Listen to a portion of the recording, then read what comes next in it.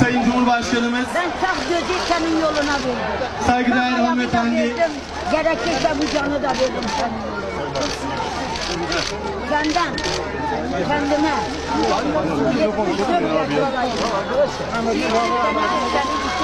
74 yaşındayım. İstemedim. Senden bir bakıcı, bir akülü araba istiyorum. Genel yaparız. Bak vali sana bir bakıcı. 95 raporum var.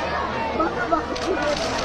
Genel yaparız. Bana bir bakıcı ver ki dünyanın dört tarafını senin için Yok getir. sen gezme artık sen dinle. Gezeceğim. Bak vali beye talimatı Gücüm ver. olduğu halde. Vali beye talimatı ver. Bir bakıcı, bir akülü araba.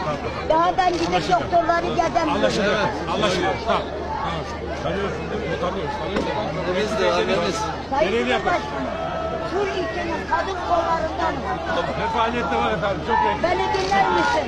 Tek bayrak, tek Türkiye, tek devlet. Reisler ölmezse Yok yok yanlış oldu.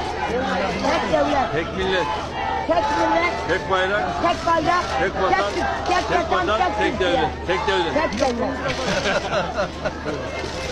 Çeker misiniz? Sayın Cumhurbaşkanım. Allah teyze.